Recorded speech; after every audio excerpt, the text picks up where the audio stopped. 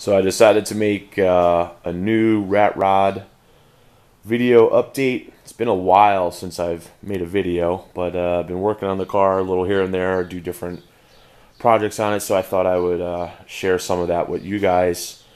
Recently rebuilt the transmission, so I pulled the carpet and the tunnel out of the front of the car, and got the tranny rebuilt, put a new torque converter shift kit in it, and put it back into the car, and the car runs like brand new. It's amazing how much better the shift kit and the new tranny worked.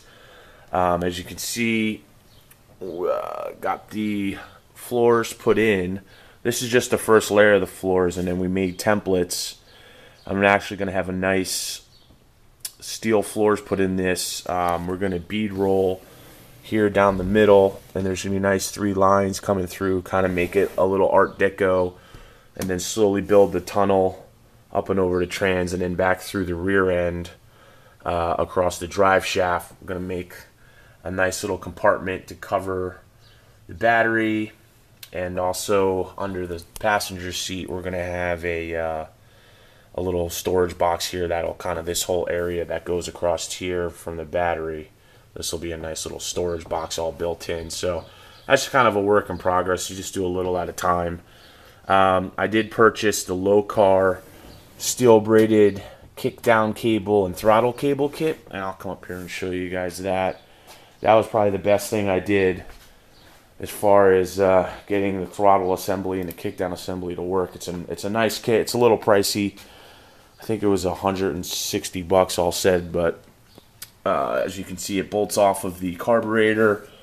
This is the throttle cable here. Here's your kick down. Has all the hardware. Here's my throttle. Since this car is so small and the engine's so tight, I purchased the smallest cable they had and just looped it around. But it's a rat rod, so even these cables are a little fancy, but they definitely work amazingly well, and pretty easy to adjust.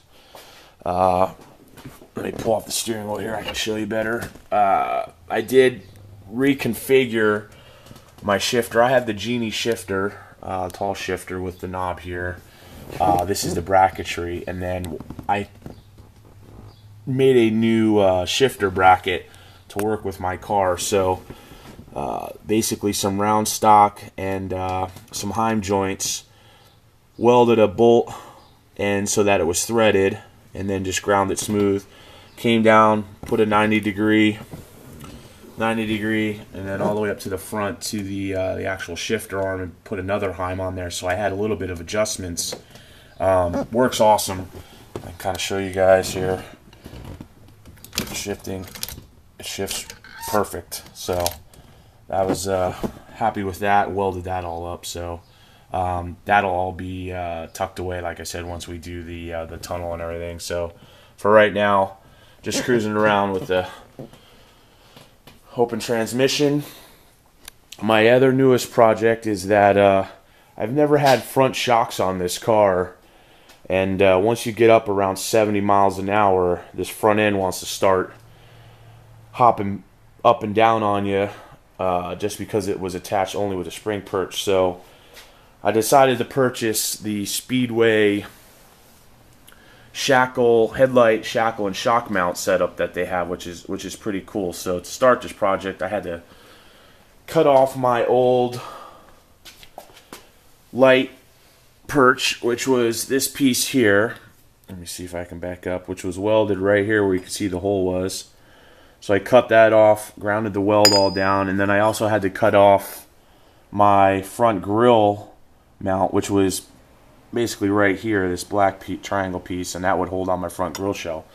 So I cut all that off and ground it all smooth.